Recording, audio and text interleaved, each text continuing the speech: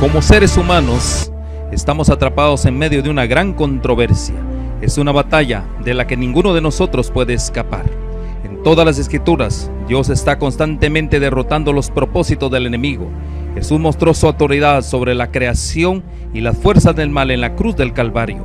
Justo antes de su retorno al cielo, volvió a comisionar a sus seguidores y en Pentecostés dio poder para extender las fronteras de su reino celestial. Jesús ganó la victoria decisiva en la cruz. El desafío siempre ha sido ¿dónde ponemos nuestra lealtad? Aunque la elección debería ser fácil y obvia, no lo es. La batalla por nuestros corazones y mentes continúa. Nuestra esperanza y oración es que este medio revelen algunos de estos engaños y así nos ayuden no solo a escoger a Cristo, sino a permanecer con Él y a preparar a un pueblo para su segunda venida que reflejen su imagen moral.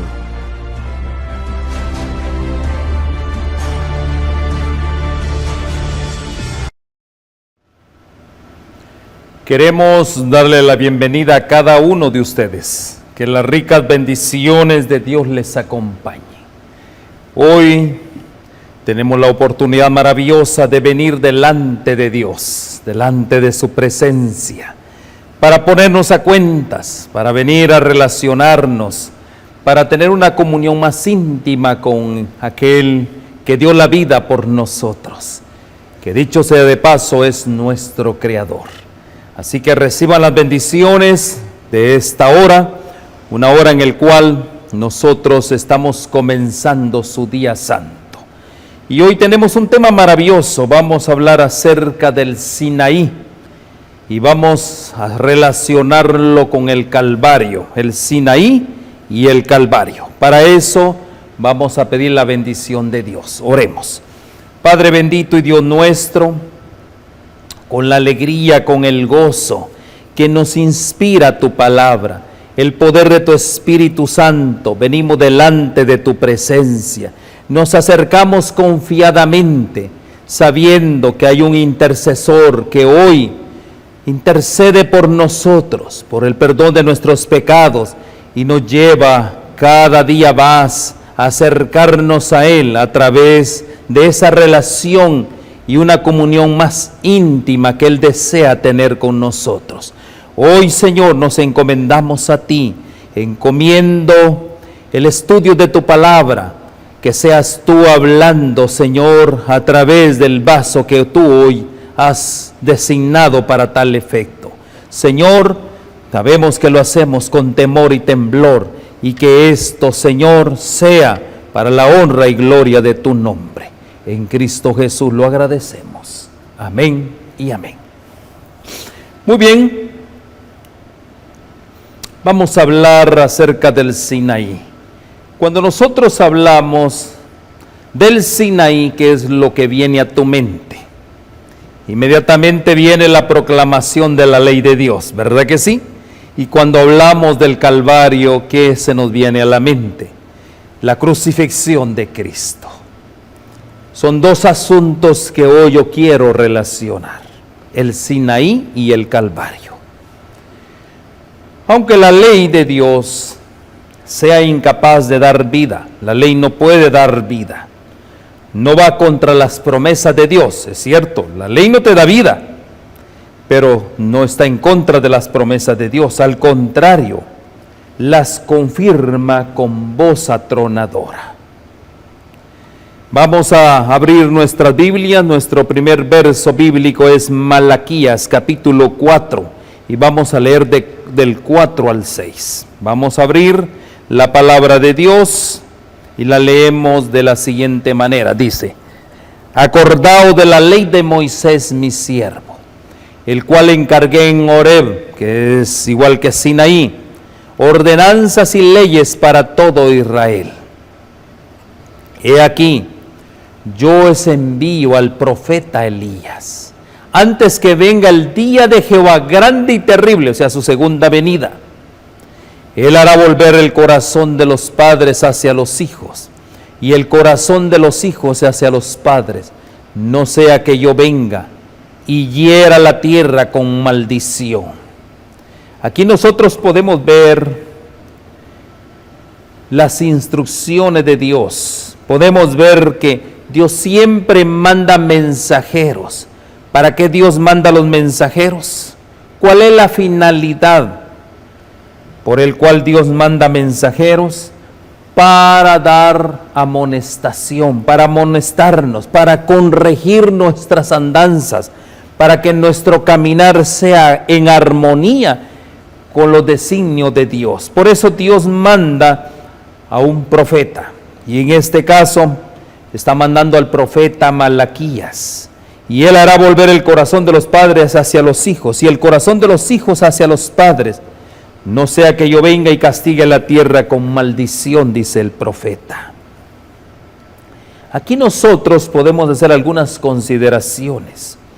¿Cuán íntimamente está relacionada la ley que fue proclamada en el Sinaí con la tierna y subyugadora obra del Espíritu Santo? ¿Qué trabajo hace el Espíritu Santo? ¿Qué símbolo nosotros utilizamos para el Espíritu Santo? Utilizamos el símbolo del fuego. Por eso dice, Horeb es igual que Sinaí. Como es fácil ver en Deuteronomio, nosotros podemos ver ahí Deuteronomio capítulo 4, verso 10, y vamos a leer de 10 al 14.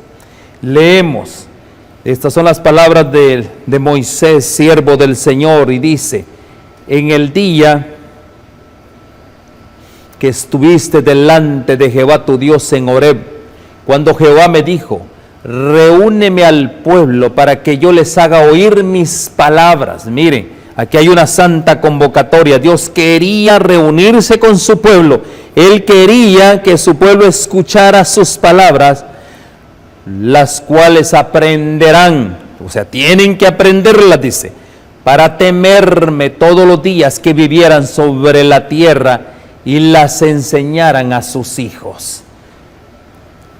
Y os acercasteis y os pusisteis al pie del monte, y el monte ardía en fuego, hasta en medio de los cielos, con tiniebla, nube y gran oscuridad.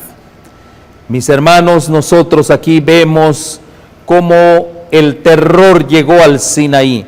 Y habló Jehová con vosotros al pie del monte, y el monte ardía, había poder, había fuerza. ¿Qué era lo que había fuego, el poder del Espíritu Santo, hasta en medio de los cielos con tiniebla, nube y oscuridad. Mis hermanos, y sigamos leyendo hasta el 14. Y habló Jehová con vosotros de en medio del fuego, en medio de ese poder, oíste la voz de sus palabras. Mas a excepción de oír la voz, ninguna figura visteis, solo lo oísteis, la proclamación, pero no visteis a él. Y él os anunció su pacto. ¿Qué fue lo que hizo Dios en el Sinaí? Él proclamó su pacto, el cual os mandó poner por obra. ¿Y cuál era ese pacto? Los 10 mandamientos. Ese era el pacto sempiterno, sus 10 mandamientos. Y los escribió en 2 tablas de piedra. A mí también me mandó Jehová en aquel tiempo que os enseñase los estatutos y juicios. O sea, no son los mandamientos de Dios, no son los 10 mandamientos. Aquí vemos la ley de Moisés. También a Moisés le dijo que tenía que hacer una ley para que los pusieseis por obra en la tierra, los cual pasasteis a tomar posesión de ellas. Aquí Dios proclama con su voz su santa palabra. También Moisés, Dios le dio esa instrucción a Moisés, que también él tenía que hacer la ley de ceremoniales, la ley, las ordenanzas. De hecho, son las leyes para el orden del gobierno que él iba a instituir en ese momento. Entonces, mis hermanos, aquí hay una relación entre la ley que se proclamó en el monte Sinaí con la tierna y subyugadora obra del Espíritu Santo. Hay una relación muy estrecha. Ahí nosotros, dice el Señor, el día que estuvisteis delante de Jehová tu Dios en Horeb, cuando Jehová te dijo, reúne al pueblo. ¿Con qué propósito se tenía que reunir al pueblo? Para que yo haga oír mis palabras, los cuales aprenderán, dice. Y eso es maravilloso. ¿Para qué tenían que aprender para temerle a Jehová. ¿Y para qué más? Para que los días en que vivieran en esta tierra lo tenían que enseñar también a sus hijos. Esas son las declaraciones que Dios dio en el monte Sinaí. Cuando el Señor nos dice que recordemos la ley que promulgó Él en el monte Horeb o el monte Sinaí, es para que podamos conocer el poder con el que va a volver el corazón de los padres y de los hijos, a fin de que estén preparados para el día terrible que es su venida. La ley de Jehová, mis hermanos, es una ley perfecta. La ley de Jehová no falla. Por eso, ¿cuál era la intención?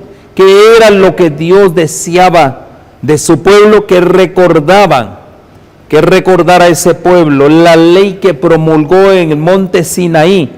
¿Y qué era lo que Él quería que recordáramos? El poder con que fue proclamado. Pero aquí hay algo mucho más todavía. Aquí hay un poder especial. ¿Cuál es ese poder? Es para volver el corazón de los padres hacia los hijos, para que estén preparados para el día final. Mis hermanos, nosotros aquí podemos ver que Dios está tan interesado en que siempre recordemos sus mandamientos, que siempre esos mandamientos tienen que ser recordados por generaciones.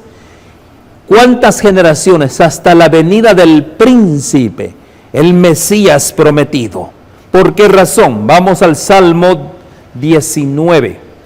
El Salmo capítulo 19 y verso 7. Leamos por favor. El Salmo capítulo 19 y verso 7 dice: la ley de Jehová es perfecta, que convierte el alma. El testimonio de Jehová es fiel, que hace sabio al sencillo. Esas eran las instrucciones de Dios, que la ley de Jehová es perfecta, que convierte al alma y que vuelve el alma ¿a dónde? Hacia Dios, convierte el alma. El testimonio de Jehová es fiel, que hace sabio al sencillo. Entonces la ley de Jehová es perfecta, que vuelve el alma, le da vida al alma. Eso es lo que es la ley de Dios. Ahora, yo quiero comenzar con un comentario que dice: Dios, cuando nosotros leemos Éxodo, vamos al libro del Éxodo, por favor, y vamos Éxodo 19:10. Éxodo 19:10. Si usted me ayuda, en Éxodo 19:10, aquí hay declaraciones que Dios nos ha dado. 19:10 y dice: y Jehová dijo a Moisés: ve al pueblo y santifícalos hoy y mañana, y laven sus vestiduras. ¿Por qué razón? En el 11 dice: y estén apercibidos para el día tercero, como quien dice, arreglen sus cuentas, porque yo al tercer día, dice Jehová, descenderé a ojos de todo el pueblo sobre el monte Sinaí. Y en el 12 le dice: y señalarás término al pueblo en derredor, diciendo: guardados, no subáis al monte, ni toquéis a su término, cualquiera que tocare el monte de seguro morirá. ¿Por qué razón? Le puso límites hasta donde el pueblo tenía que llegar. ¿Por qué razón? Y aquí viene lo interesante y lo maravilloso de todo esto. Dice: la doctrina de la santificación verdadera es bíblica. Aquí Moisés recibe instrucciones de Dios y le dice que tienen que santificarse. ¿Por qué razón? El apóstol Pablo, en su carta a la iglesia de Tesalónica, y lo vemos en 1 Tesalonicenses capítulo 4 y verso 3, dice: esta es la voluntad de Dios. ¿Cuál es la voluntad de Dios? Es a saber, vuestra santificación. Esa es la voluntad de Dios. ¿Cuál es la voluntad de Dios? Vuestra santificación. Y mira la rogativa, y ruega así: en el 5:23 dice, el mismo Dios de paz, capítulo 5 y verso 23 de 1 Tesalonicenses dice, y el mismo Dios de paz os santifique del todo, que dice, y el mismo Dios de paz os santifique por completo, y todo vuestro ser, espíritu, alma y cuerpo sean guardados irreprensible para la venida de nuestro Señor Jesucristo. ¿Cómo nos tenemos que guardar? Irreprensibles, con manchas, con pecado, no, dice irreprensibles. La Biblia enseña claramente lo que es la santificación y cómo se le puede alcanzar. ¿Cómo se alcanza la santificación? El Salvador oró a sus discípulos, dice, santifícalos con la verdad, tu palabra es verdad, San Juan 17:17. Así es la manera en que nosotros podemos alcanzar la santificación. ¿Por medio de qué? Por medio de la palabra. ¿Por qué razón? La palabra es verdad. También ahí San Pablo nos dice, enseña que los creyentes deben ser santificados por el Espíritu Santo. ¿Dónde dice eso? Romanos 15:16. Es a través del Espíritu Santo que nosotros podemos lograr nuestra santificación. Mis hermanos, ¿cuál es la obra del Espíritu Santo? Jesús le dijo a sus discípulos, cuando viniera aquel Espíritu, el Espíritu de verdad, Él los guiará al conocimiento de toda la verdad. San Juan 16, capítulo 13. Ahí nosotros vemos esas declaraciones. También dice, pero cuando venga el Espíritu de verdad, Él los guiará a toda la verdad, porque no hablará por su propia cuenta, sino que hablará todo lo que oyere y os hará saber las cosas que habrán de venir. También nosotros vemos ahí en el Salmo, vamos a leer un Salmo en este momento, y vamos a ver, no tengo el Salmo, dice, el salmista dice, tu ley es la verdad, por la palabra y el Espíritu de Dios quedan de manifiesto ante los hombres los grandes principios de justicia encerrados en la ley divina. ¿Por medio de qué? Por la palabra y el Espíritu, dos componentes, la palabra y el Espíritu. Por la palabra fueron creados todos y por el Espíritu es el que nos convence a todos. Entonces, mis hermanos, también podemos leer, ya que la ley de Dios es santa, justa y buena, es un trasunto de la perfección divina. Eso es lo que es la ley de Dios. Resulta que el carácter formado por la obediencia a esa ley será santo. Todo aquel que escucha la palabra y que hace caso al Espíritu Santo es una persona que va en camino a la santidad. Cristo es el ejemplo perfecto de semejanza de carácter. Los discípulos de Cristo han de volverse semejantes a Él. Todo aquel que quiera ser discípulo de Cristo, ¿qué tiene que hacer? Ser semejante a Cristo, es decir, adquirir por la gracia de Dios un carácter conforme a los principios de la santa ley. Si nosotros, mis hermanos, no adquirimos ese carácter conforme a los principios de la santa ley, tenemos problemas serios. ¿Y cuál es el problema? Podemos perder la eternidad con Dios. Esto es lo que la Biblia llama santificación. Esta obra no puede realizar sino por la fe en Cristo. Tenemos que hacer claro esto. ¿Cómo se hace esta obra? Por la fe en Cristo, por el poder del Espíritu de Dios que está hablando a nuestros corazones. Amén, hermanos. Entonces podemos ver claramente nosotros que Dios, cuando Él se acercó al pueblo, la instrucción era que se santificaran, porque Él iba a hablar con el pueblo. Ahora, hagamos esta relación. ¿Quién es la roca herida? Estamos hablando del Sinaí y el Calvario, pero sucedió algo tanto en el Sinaí como en el Calvario. Alguien fue herido, le llaman la roca herida. Cuando Dios proclamó la ley desde el Sinaí, ese manantial de agua viviente que había brotado de la roca herida en Horeb seguía fluyendo.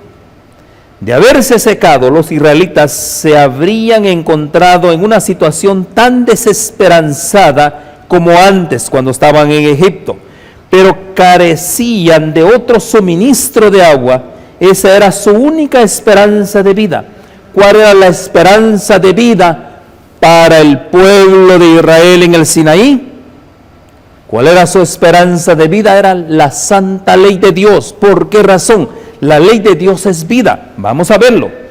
Fue desde Horeb, lugar en donde manó el agua que les restituyó la vida.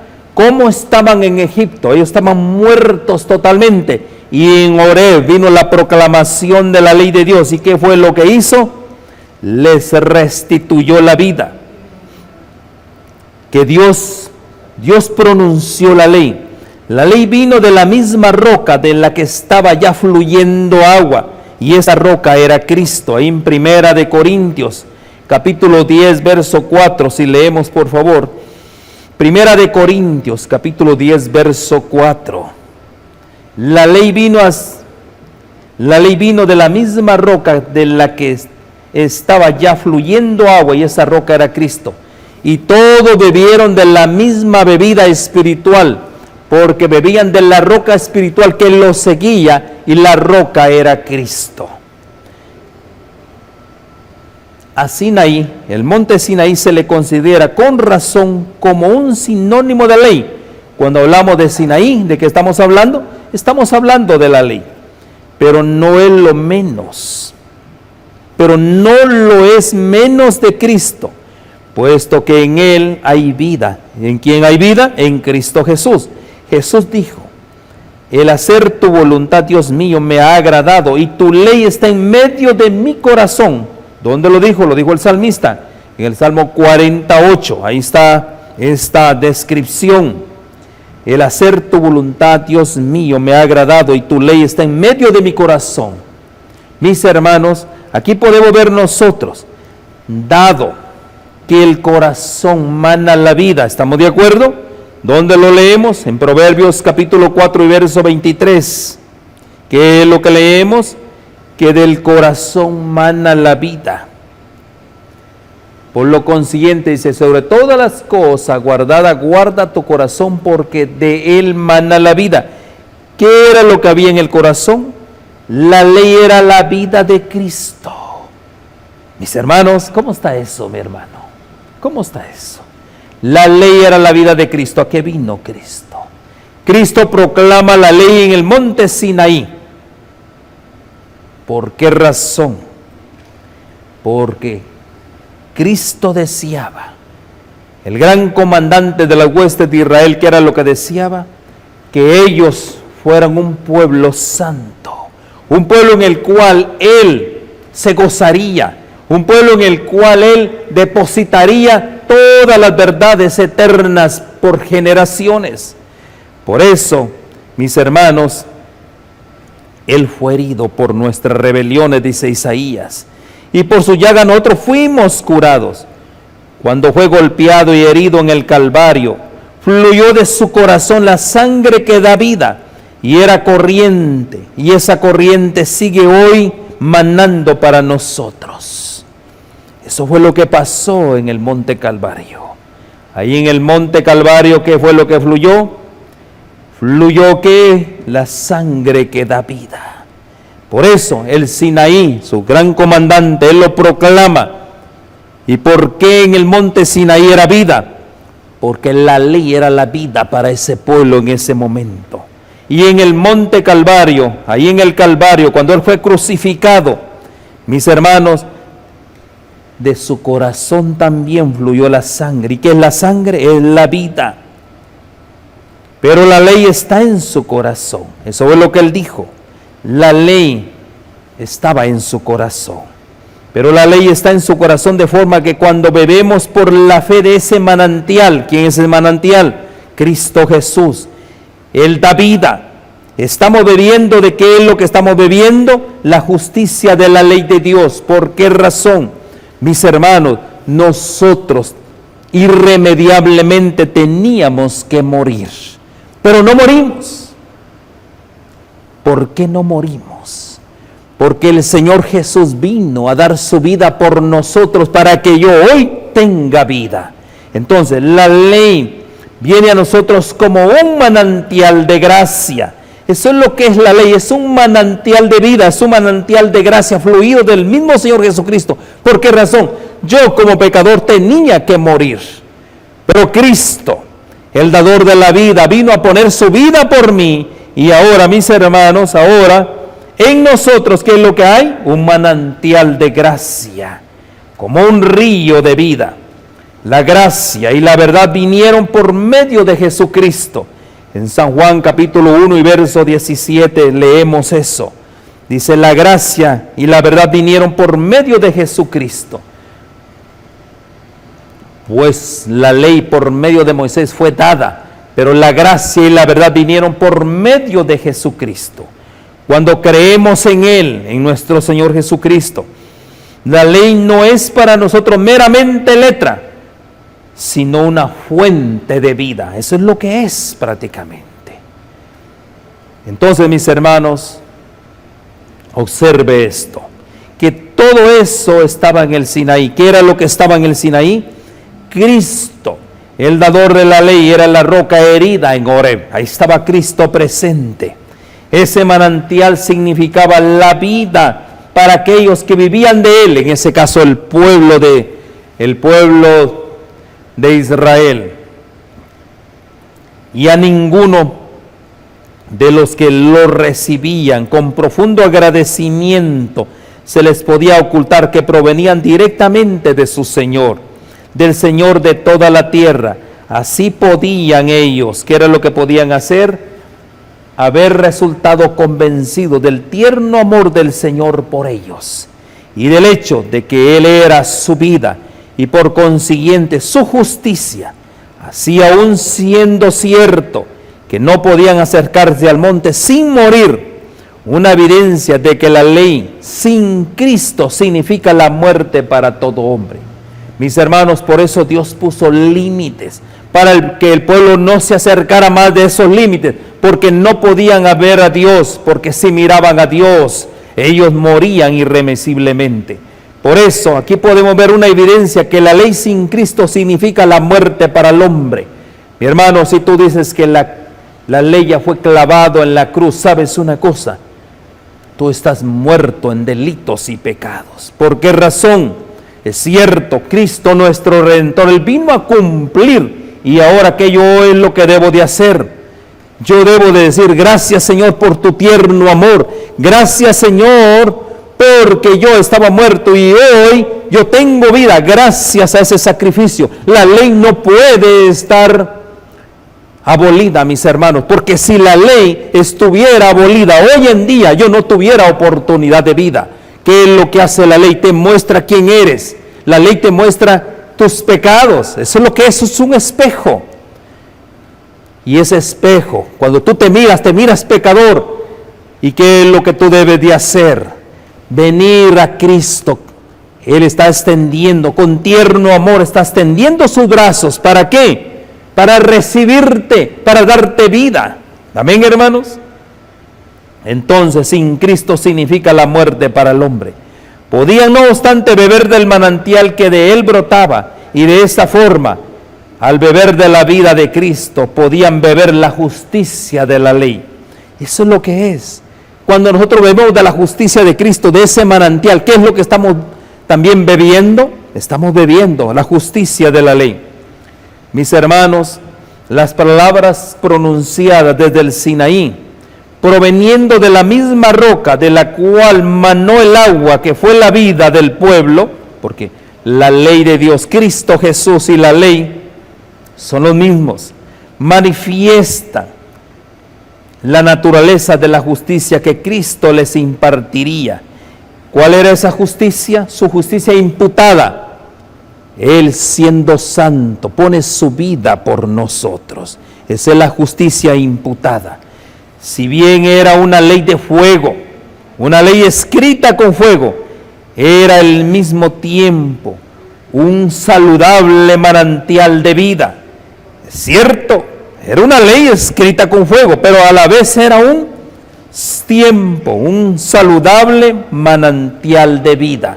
Gloria a Dios por eso. Amén, hermanos.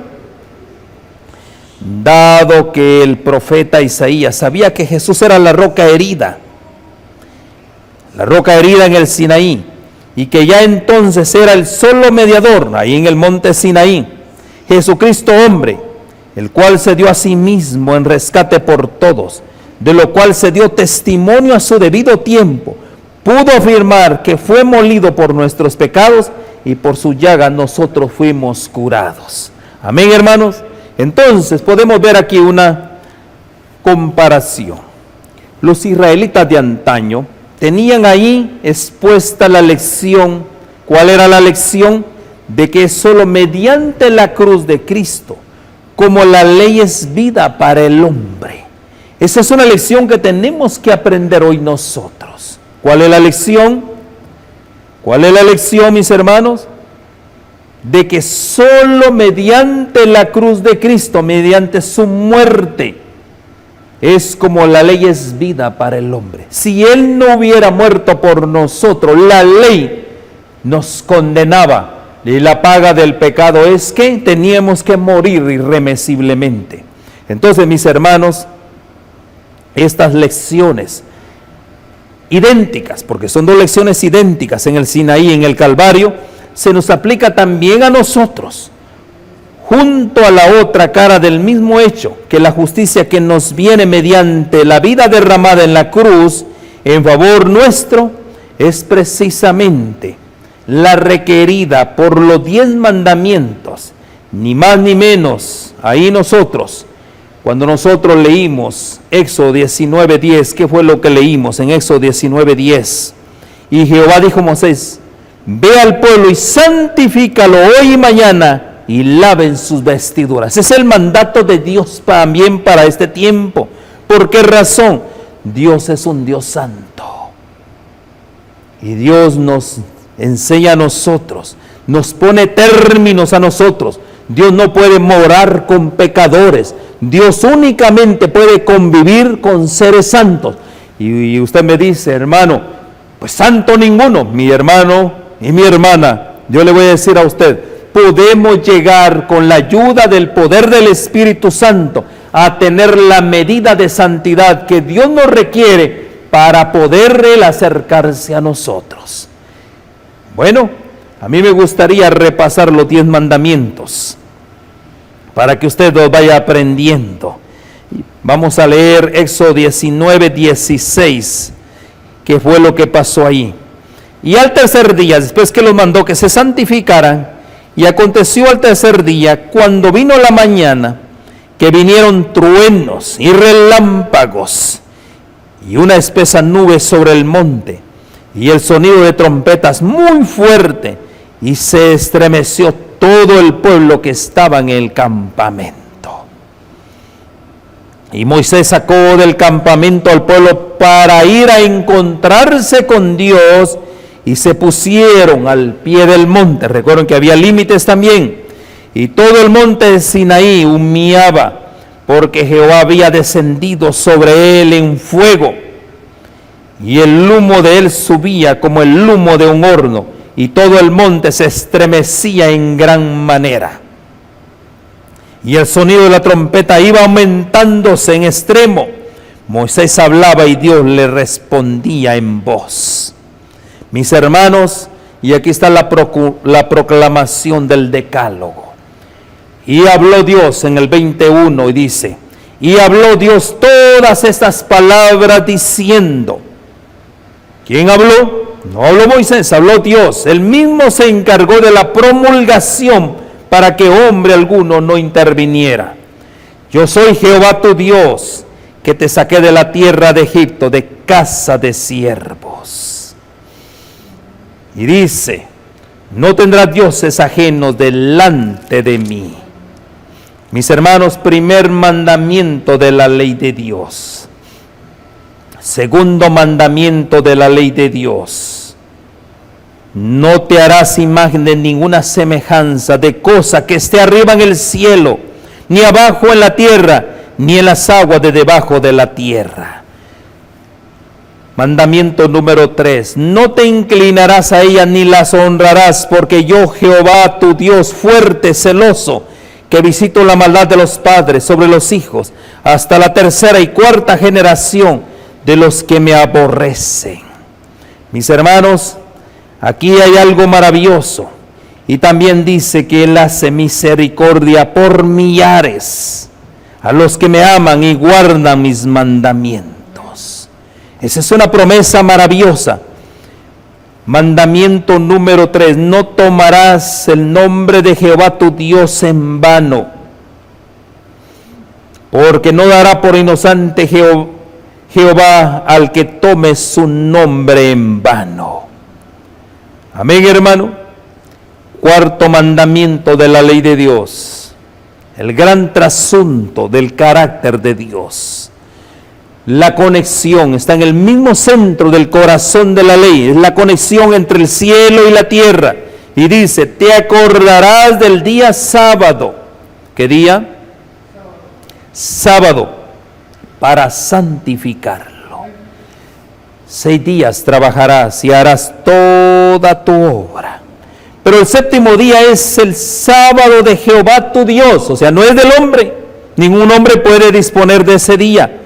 No harás en él obra alguna. Tú, ni tu hijo, ni tu hija, ni tu siervo, ni tu sierva, ni tu ganado, ni tu extranjero que está dentro de tus puertas. ¿Por qué razón? ¿Para qué se hizo el sábado? Porque en 6 días hizo Jehová el cielo y la tierra, el mar y todas las cosas que en ellos hay. Y reposó en el séptimo día, sábado. Por tanto, Jehová bendijo el día sábado y lo santificó. Es un día especial. No es cualquier día, es el día de Jehová tu Dios, no es el día de ningún hombre. Es en el día de que todo mundo tiene que cesar de toda labor material. Vamos por el quinto mandamiento de la ley de Dios, verso 12. Honra a tu padre y a tu madre, para que tus días se alarguen en la tierra que Jehová tu Dios te da. Mandamiento con promesa. Verso 13. No matarás. Es el mandamiento número 6. Mandamiento número 7. No cometerás adulterio. Mandamiento 8. No hurtarás. Mandamiento número 9. No dirás contra tu prójimo falso testimonio. Y mandamiento 10 dice, no codiciarás la casa de tu prójimo, no codiciarás la mujer de tu prójimo, ni su siervo, ni su criada, ni su buey, ni su asno, ni cosa alguna de tu prójimo. Mis hermanos, aquí están los 10 mandamientos que Dios promulgó con gran despliegue de poder, en medio de truenos, en medio de grandes relámpagos. Eso no fue un evento simple y sencillo. Era la promulgación del fundamento de su gobierno. No lo podía hacer a la ligera. Tenía que presentarse el mismo Dios para poderlo hacer. ¿Y quién era ese Dios? Era nuestro Señor Jesucristo. Así fue proclamada la ley de Dios entre los terrores del Sinaí, por los labios de aquel de quien provino y proviene la vida de ese manantial, que ahí estaba brotando nuestro Señor Jesucristo, el manantial de vida, su propia vida dada por ellos. Eso era en el Sinaí.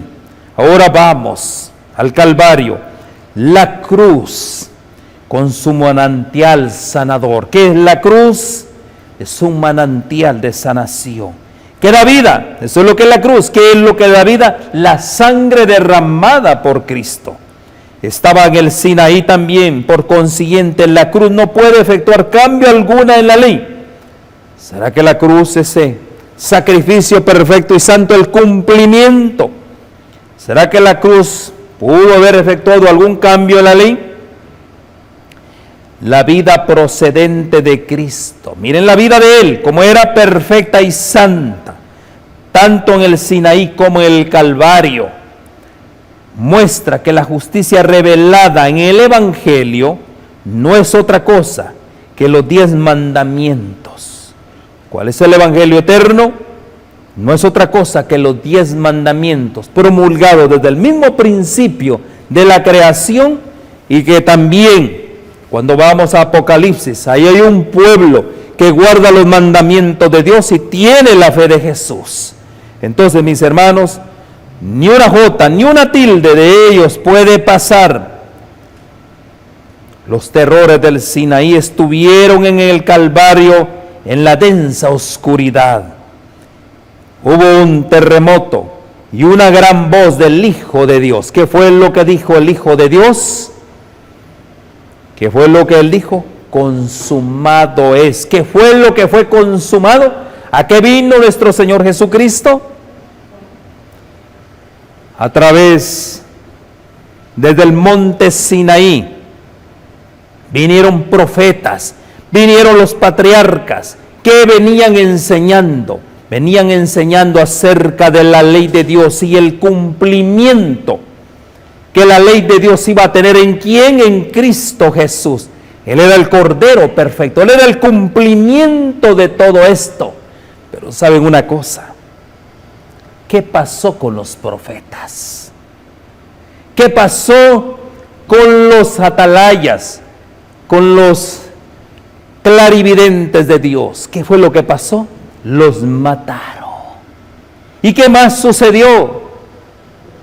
También mataron al Hijo de Dios. El Hijo de Dios vino a esta tierra, ¿qué? Cuando Él dijo consumado, ¿qué fue lo que se consumó ahí? ¿Qué fue lo que Él quiso decir? ¿O qué dice la palabra de Dios al respecto cuando dijo consumado? Mis hermanos, llegó un punto en el cual Dios tenía que parar todo eso. Por eso Dios mandó a su Hijo para que se cumpliera. ¿Qué era lo que tenía que cumplir Él? La ley de Dios, los mandamientos de Dios. Él mandó anunciando a sus siervos los profetas, los mataron. Y Él tenía que venir en persona porque a ellos no le creyeron. Y lo que ellos hacían era un ritual de ceremonias tan estricto que ni ellos mismos podían llevar. Por eso tenía que venir Cristo ¿a qué? A confirmar lo que se había no solo promulgado en el Sinaí, sino también lo que se había pactado como pacto sempiterno allá en el Edén. Por eso, mis hermanos, Él vino a confirmar ese pacto, vino a confirmar los mandamientos de Dios. Y saben una cosa, esos mandamientos no son gravosos. No me digas que no se pueden guardar los mandamientos, porque la palabra de Dios dice que no son gravosos.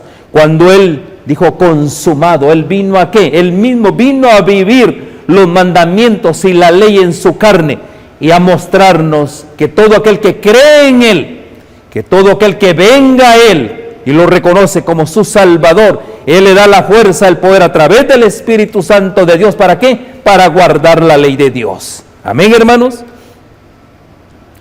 Por eso aquí dice, el Calvario no menos que el Sinaí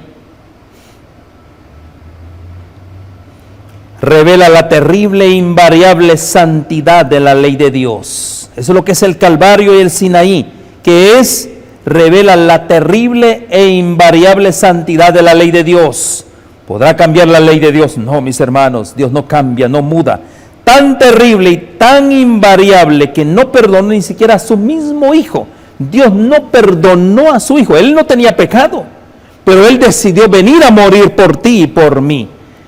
Al ser contado con los pecadores, pero por grande que pudiera ser el terror inspirado por la ley, la esperanza de la gracia es todavía mayor. La ley es aterroradora, ¿o no es así? Es un terror, pero hay una gran esperanza. ¿Cuál es esa gran esperanza? La gracia de Cristo Jesús es mayor que cuando el pecado abundó, sobreabundó la gracia.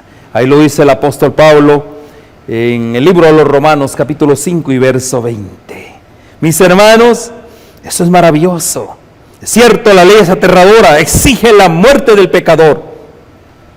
Pero sabes una cosa, la gracia es todavía mayor. Y ahí tú puedes leer en tu casa. Detrás de todo permanece el juramento del pacto de la gracia de Dios. ¿Cuál es el juramento ¿Cuál es ese juramento del pacto de la gracia de Dios? Que asegura la perfecta justicia y vida de la ley en Cristo Jesús. ¿Qué es lo que te asegura? Que hay justicia y hay vida. ¿En qué? De la ley de Dios en Cristo Jesús. De forma que aunque la ley decreta la muerte, estaba en realidad mostrando las grandes cosas que Dios había prometido hacer por medio de aquellos que creen. Si tú eres pecador, ¿quién te lo muestra? Te lo muestra la ley de Dios. Pero también había una realidad. ¿Cuál era la realidad?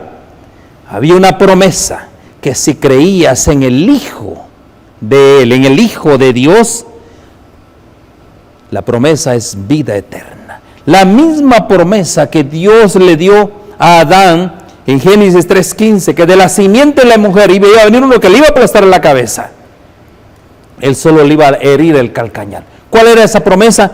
Aquí en la cruz del Calvario se cumple esa promesa. Ahí le aplasta la cabeza a Satanás para que tú y yo hoy tengamos vida. Y si nosotros somos obedientes a sus mandamientos, nosotros tendremos vida eterna. ¿No es eso maravilloso, hermanos? Nos enseña a no poner nuestra confianza en la carne. Hay muchos que son legalistas, que piensan que con guardar cierto requerimiento ya la tienen hecho. No, mis hermanos, es completo. Sino adorar a Dios en espíritu. ¿Qué es adorar a Dios en espíritu? Adorar a Dios no es adorar en la carne. Los adoradores de la carne adoran en cualquier día, pero los verdaderos adoradores de Dios adoran en espíritu y en verdad. ¿Y qué dice la palabra de Dios? ¿En qué día deben guardar los verdaderos adoradores? El día santo del Señor es su santo sábado, que todos debemos de honrar a aquel que hizo los cielos y la tierra, su mandato. Los carnales adoran en cualquier día. Qué duras palabras, ¿no? La pregunta es, ¿tú quieres ser un adorador en espíritu y en verdad? Adóralo en el día que Él estableció, no en el día que establecieron los hombres. Por eso en ese día nos gozamos en Cristo. Él es nuestro reposo, Él es nuestro descanso. Venimos a Él confiadamente, sabiendo que Él es el que está a cargo de todas nuestras situaciones de la vida. Por eso Él es el reposo. Por eso venimos a adorarle espiritualmente, en espíritu y en verdad. Amén, hermanos. Así Dios estaba probando a su pueblo. ¿Cómo lo estaba probando? A ver si eran verdaderos adoradores, a fin de que pudieran saber que no solo de pan vivirá el hombre, sino de todo lo que sale de la boca de Jehová vivirá el hombre. Ahí en Deuteronomio capítulo 8 y verso 3 habla de esta declaración. Entonces, mis hermanos, para ir concluyendo, por lo tanto, mis hermanos, aunque la ley sea incapaz de dar vida, o sea, la ley no te puede dar la vida, ¿verdad que no? No va contra las promesas de Dios, no te olvides eso. Al contrario, la confirma con voz atronadora. Cuando nuestro Señor Jesucristo dijo, consumado es, fue una declaración con una voz atronadora. Inmediatamente, ¿qué fue lo que vino? ¿Qué fue lo que sucedió? Cuando Él dijo, consumado es, inmediatamente, ¿qué evento vino después? Mis hermanos, hubieron varios eventos, pero el más significante es un gran terremoto. ¿Qué más? Hubieron otros eventos.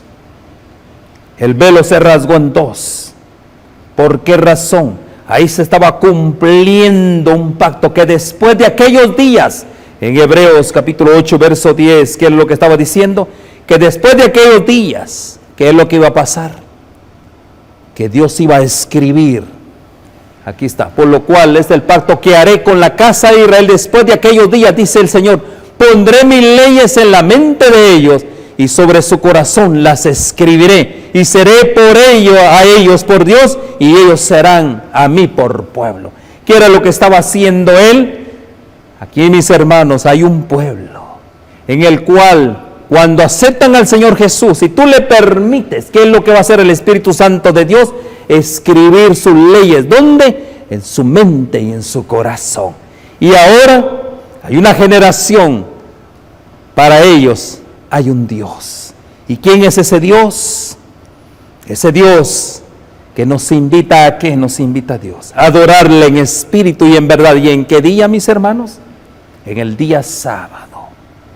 Ahí lo confirmó con voz atronadora, ya que según el invariable juramento de Dios, el mayor requerimiento de la ley no es para el oído de la fe, más que una promesa de su cumplimiento. Ahí se estaba cumpliendo. Y de ese modo, enseñados por el Señor Jesús, podemos saber que su mandamiento es vida eterna. Leamos nuestro último verso bíblico, San Juan 12:50. ¿Qué dice San Juan 12:50? Leámoslo, por favor. Y sé que su mandamiento es vida. ¿Cuántos dicen amén? Es un mandamiento, dice, y sé que su mandamiento es vida eterna. Así pues, lo que yo hablo, lo hablo como el Padre me lo ha dicho. ¿Y qué fue lo que dijo el Padre? ¿Qué fue lo que dijo el Padre? Todo aquel que acepta a mi Hijo, ¿qué dice? ¿Qué es el Hijo? Es vida, y es vida eterna. Amén, hermanos. Y esa es la voluntad de Dios. Quiero leerles, para ir terminando, acerca de un hombre. Dice: Cristo es ejemplo perfecto de semejante carácter. Él no falló, no violó la ley de Dios. Los discípulos de Cristo han de volverse semejantes a Él, es decir, adquirir por la gracia de Dios un carácter conforme a los principios de su santa ley. Eso es lo que debe de hacer el hombre de hoy en día. Eso es lo que la Biblia llama santificación. Y aquí hay ejemplos. Y ahora Dios demostrará al universo la falsedad de la acusación del enemigo de que el hombre no puede guardar la ley divina. Es una falsa acusación. Demostrará que aunque el hombre había pecado, podría relacionarse nuevamente con Dios de tal manera que poseería la mente y el espíritu del Señor. Y esa es la invitación, a tener la mente y el espíritu del Señor. Y sería un símbolo representativo de Cristo Jesús.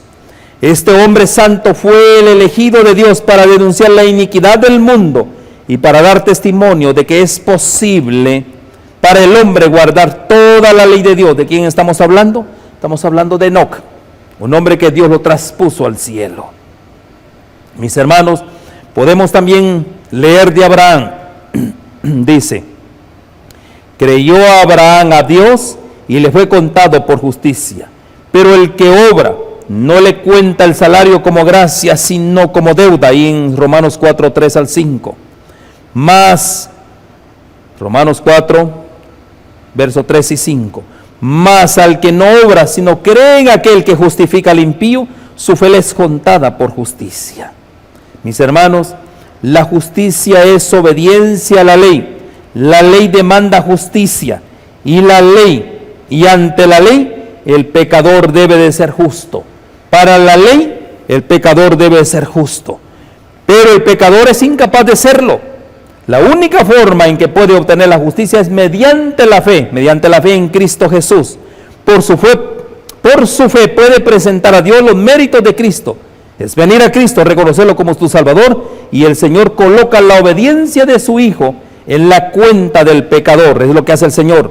La justicia de Cristo es aceptada en el lugar del fracaso del hombre, y Dios recibe, perdona y justifica al alma creyente y arrepentida. La trata como si fuera justa y la ama como amó a su propio Hijo. Eso es maravilloso, mis hermanos. Oremos. Padre Santo y Dios nuestro, gracias por este momento. Gracias por tu palabra. Cuán bendecidos somos, Señor, al tener tu palabra en nuestros corazones, tu santa ley. Gracias, Señor. Ahora permítenos, darnos ese poder a través de tu Espíritu Santo, vivir conforme a esa palabra. Ayúdanos, Señor, a que nosotros podamos ser fieles testigos tuyos y que podamos, así como Cristo Jesús fue perfecto, también nosotros tener la perfección. Lo agradecemos y lo pedimos todo en el nombre bendito de Cristo Jesús. Amén y amén. Metro Evangelización 3000. En la Biblia encontramos el gran desafío evangelístico que han representado las ciudades a quienes desean hacer suya la orden de ir y predicar el Evangelio. En la actualidad, la mayoría de personas viven en las grandes metrópolis. Debemos aceptar que hoy podemos predicar a cientos, miles y millones de personas que están a nuestro alrededor. Y esto lo podemos hacer con planes muy abarcantes que nos desafíen a una obra mayor. Ya están listos los peces, ya están listas las redes, solo faltan los pescadores. Presentamos Metro Evangelización 3000. Todos pueden hacer algo en esta obra. En estas reuniones hogareñas presentamos a Cristo a las familias. Metro Evangelización 3000, donde más de 125 ciudades serán impactadas por el mensaje de salvación de la verdad presente. Únete, acércate y forma parte de este magno evento. Abre tu hogar y sed de gran luz. El Señor está esperando por ti.